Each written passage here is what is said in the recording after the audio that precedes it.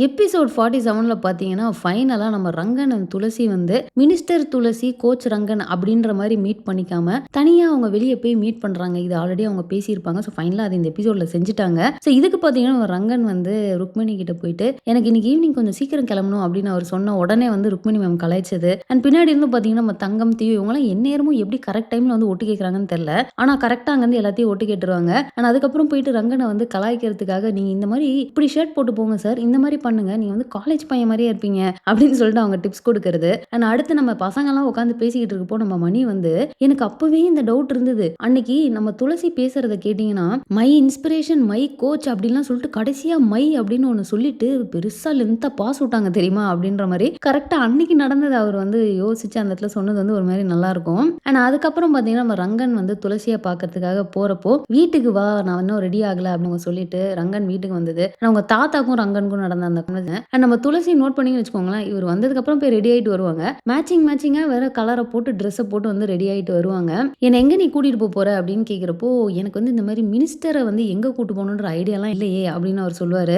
"எனக்கு அதெல்லாம் தெரியாது. இன்னைக்கு ஒரு நாளைக்கு அதெல்லாம் நான் எதுவுமே யோசிக்கிறதா இல்ல. உனக்கு என்ன எங்க கூட்டு போகணும்னு தோணுதோ நீ பண்ணு. நான் ஜஸ்ட் ஃப்ரீ மைண்டோட நான் வருவேன். எத பத்தியும் யோசிக்காம" அப்படின்னு அவங்க சொன்னதெல்லாம் வந்து ரொம்ப நல்லாருக்கும். ஆனா நீங்க இவ்ளோ பேச்சு பேசிட்டு, எப்பவும் அவங்க போற அதே ஸ்பாட்டுக்கு தான் போவாங்க. ஆனா அங்க போய் உட்கார்ந்தும் அவர் பார்த்தீங்கன்னா, ஃபுல்லா தங்கம் வந்து இப்படி ஆயிடுச்சு, வள்ளி வந்து இப்படி ஆயிடுச்சு, ஒரு கோச்சா நான் வந்து இப்படி பண்ணலாமா, அப்படி பண்ணலாமான்னு சொல்லிட்டு மறுபடியுமே வந்து அவங்க அத பத்தி தாங்க பேசிக்கிட்டு இருப்பாங்க. என்னடா இவ்ளோ பில்டப் குடுத்தீங்களே 2 பேரும் வெளில போயிட்டு ஏதாவது பேசுவீங்க அப்படின்னு பார்த்தா இப்படி தான் பேசினாங்க. பட் ஒரே ஒரு பாயிண்ட்ட மட்டும் டிஸ்கஸ் பண்ணியிருப்பாங்க. அதாவது நமக்கு தெரியும் இல்லையா? அவங்க வந்து லாஸ்ட் வீக்கே வந்து மதர் இன் லா வந்து கால் பண்ற மாரி ஒரு சீன் வச்சிருப்பாங்க. என்னடா இது இவங்களுக்கு கல்யாணம் ஆயிருச்சா? அப்படிங்கிற மாரி நம்ம ஷாக் ஆயிருந்தோம். ஸோ அதுக்கான பதில் வந்து கிடைச்சிருச்சு. ஸோ நம்ம துளசி பார்த்தீங்கன்னா வந்து கல்யாணம் பண்ணோம். பட் இப்ப கல்யாணம் இல்ல.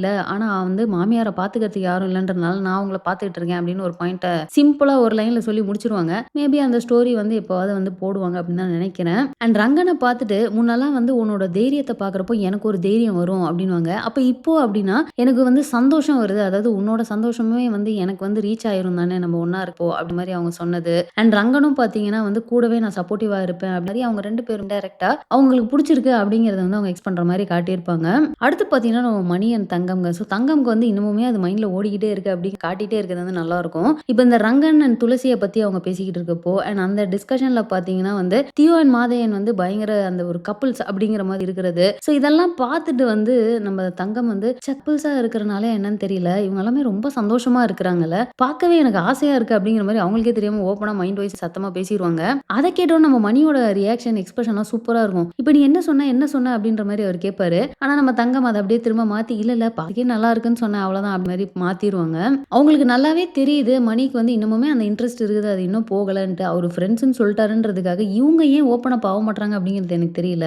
இப்ப கூட இவங்க போயிட்டு சரி இந்த மாரி எனக்கு இந்த மாரி உன் மேல ஃபீலிங்ஸ் இருக்கு அப்படிங்கிறத இவங்க ஓப்பனா மணிக்கிட்ட சொல்லலாம். பட் சொல்லாம கொண்டு போயிட்டு இருக்காங்க. சரி ஓகேங்க வெயிட் பண்ணுவோம். இது எவ்வளவு நாளைக்கு இப்படியே போகுது அப்படிங்கிறத.